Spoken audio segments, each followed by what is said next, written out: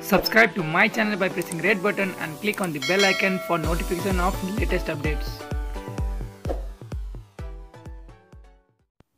COVID-19 महामारी सुरु हुँदै गर्दा अमेरिकामा मास्क र भेन्टिलेटरको अभावले उत्पन्न गरेको हाहाकार अहिले शान्त भएको छ। तर ती भयानक केही सातालाई अहिले नै बिर्सिनु उपयुक्त हुँदैन। स्वास्थ्य सामग्री जुटाउन परेको धपडीले अमेरिकी अर्थतन्त्रबारे निकै नै डरलाग्दो खुलासा गरेको छ। अमेरिका सङ्कटको बेला आफूलाई आवश्यक पर्ने सामग्री उत्पादन गर्न सक्दैन, भलै त्यो सामग्री अमेरिकामै आविष्कार भएको किन नहोस्। गएको 2 दशकमा अमेरिकी अर्थतन्त्रले उद्योगलाई विदेशमा सार्ने बाटो पछ्याएको छ। अरू सबै थोक भन्दा छोटो समयमा नाफा कमाउने विचारबाट प्रेरित भएर यो प्रवृत्ति अँगालिएको हो। कुनै समय अमेरिका उत्पादनको महाशक्ति मानिन्थ्यो। अहिले अमेरिका त्यस्ता कर्पोरेसनहरूले भरिएको छ जसले उत्पादन विदेशमा सारेका छन्। तिनले स्वदेशमा वस्तु उत्पादन गर्ने क्षमता गुमाइसकेका छन्। उनीहरूसँग अमेरिकामा थोरैमा लाई रोजगारी दिन सक्ने कम्पनी मात्रै छन्।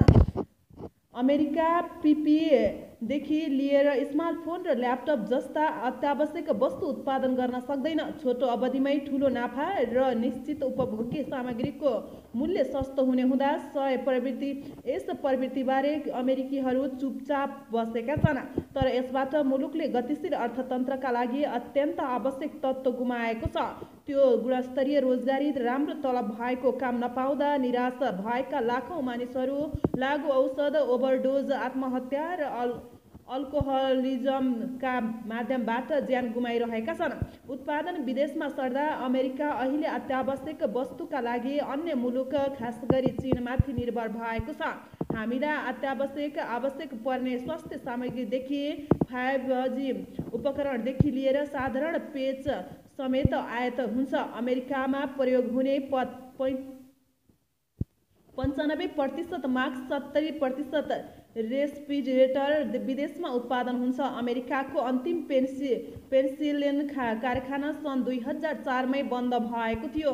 यो बाटोमा अमेरिका कति परसम्म पुगेको छ भन्ने जानकारी हामीलाई महामारीले दिएको छ, जसले अर्को सङ्कट अगावै दिशा परिवर्तन गर्ने मौका पनि दिएको छ। रोजगारी वृद्धि र आर्थिक सुधारका लागि नवनिर्मित राष्ट्रपति जो बाइडेनले बिल्ड ब्याक बेटर योजना अघि सारेका छन्। तर उनका अघिल्तिरको चुनौती ठूलो छ।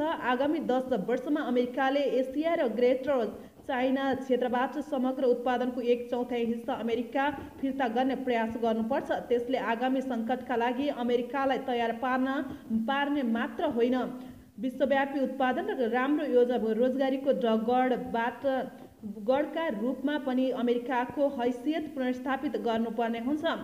आधुनिक उपकरण उत्पादनको मामिलामा अमेरिका धेरै क्षेत्रमा पछाडि परिसकेको छ। उदाहरणका लागि 5G र कम्प्युटर रिप्सलाई लिन सकिन्छ। यस्ता क्षेत्रमा रोजगारी सिर्जना गर्नुको साथो अमेरिकी अर्थतन्त्रले निकै कम तलब दिने सेवामूलक रोजगारी थपिरहेको छ। ब्युरो अफ लेबर स्ट्याटिस्टिक्सका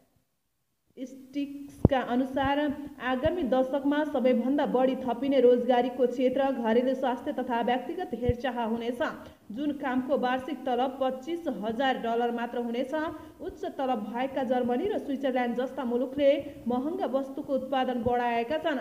अमेरिकाले पनि त्यस्तै गर्नुपर्छ। यो काम गर्न सकिन्छ किनभने अमेरिका अझै पनि विश्वको दोस्रो ठुलो उत्पादक हो। यसका लागि अमेरिकासँग पर्याप्त सिप छ।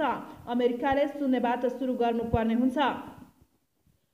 तर एउटा महत्त्वपूर्ण कुराको अभाव भने खड्किरहेको छ। त्यो हो अमेरिकामा निर्मित वस्तुको दिगो माग। स्थिर र दीर्घकालीन माग बेगर कुनै पनि कम्पनीले उत्पादन क्षमता बढाउन लगानी गर्ने छैनन्। त्यस्तै कामदारहरूले पनि आवश्यक सिप हासिल गर्न लगानी गर्ने छैनन्। माग बिना आपूर्ति व्यवस्था, सरकारी लगानी पनि प्रभावकारी हुँदैन। अमेरिकामै सन् 95 मास्क उत्पादन गर्ने अन्तिम मध्येको एक कम्पनी प्रेसिज म्यानुफ्याक्चरिङको उदाहरण एक सान्दर्भिक हुन सक्छ। सन् 2009 मा स्वाइन फ्लू महामारीका बेला सो कम्पनीले आफ्नो उत्पादन क्षमता बढायो, कामदारको सङ्ख्या पनि थप्यो। तर महामारी सकिएपछि अस्पतालहरूले फेरि विदेशी उत्पादकै मास्क किन्न थाले। अस्पतालहरूले हाम्रो मास्क किनेनन्, हामीले 150 कर्मचारी हटाउनु पर्यो, सो कम्पनीका अध्यक्ष माइक बोवेन भन्छन्। कोभिड-19 सङ्कट सुरु भएपछि सो कम्पनीले दीर्घकालीन सम्झौतामा हस्ताक्षर गर्ने अस्पतालका लागि मात्रै थप मास्क उपलब्ध गरायो। सो फलस्वरूप उत्पादन वस्तु वृद्धि गर्न 6 महिना लाग्यो। भविष्यमा माग स्थिर रहने ग्यारेन्टी भएको भए सो कम्पनीले अहिले भन्दा निकै बढी मास्क उत्पादन गर्न सक्ने थियो। यदि त्यस्ता वस्तु अमेरिकामा नै उत्पादन गर्ने हो भने सरकारले सङ्घीय राज्य र स्थानीय तहबाट नियमित रूपमा ती सामग्री खरिद गर्नुपर्ने हुन्छ। स्वास्थ्य सामग्री मात्र होइन, अन्य उद्योगको हकमा पनि यही शर्त लागू हुन्छ। कामदारहरूको पैसा विदेशी उत्पादनलाई अनुदान दिनमा खर्च गर्नु हुँदैन। सङ्कटका बेला सरकारले सहयोग गरेका कम्पनीहरूले उत्पादनको ठूलो हिस्सा अमेरिकामा नै फर्काउन आवश्यक छ। स्थिर माग सुनिश्चित गर्न विदेशी उत्पादकलाई मूल्यमा चलखेल गर्न पनि दिनु हुँदैन। अमेरिकामा निर्मित उत्पादनका लागि दिगो माग पैदा गर्ने प्रमुख माध्यम उपभोक्ता हुन्। कम्पनीहरूले स्वदेशी सामानप्रतिको अमेरिकाको मोहलाई उपयोग गरिरहेका छन्। ती कम्पनीले चीनमा बनेका सामानलाई अमेरिकी सामान भन्दै गौरवपूर्वक बेचिरहेका छन्। अझ केही उपभोक्ता त राम्रो स्वास्थ्य र नैतिक हिसाबले उत्पादित सामग्री थप मूल्य तिर्न पनि तयार रहेका छन्।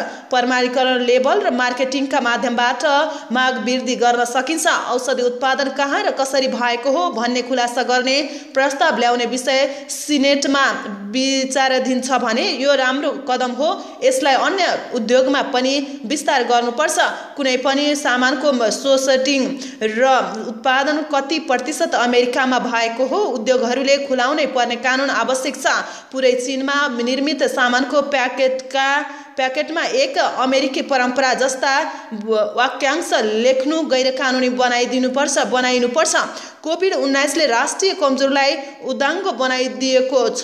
यो काम निकै कठिन छ र यसले नतिजा दिन वर्षौँ लाग्नेछ। यद्यपि अमेरिकाहरूको आगामी पुस्ताका लागि समृद्ध सुनिश्चित गर्ने मौका पनि छ। त्यस्तै अर्को सङ्कटमा का बेला हामी यति कमजोर पनि रहने छैनौँ। अमेरिकाले आफूमाथि नै पुनः विश्वास गर्ने समय यही हो।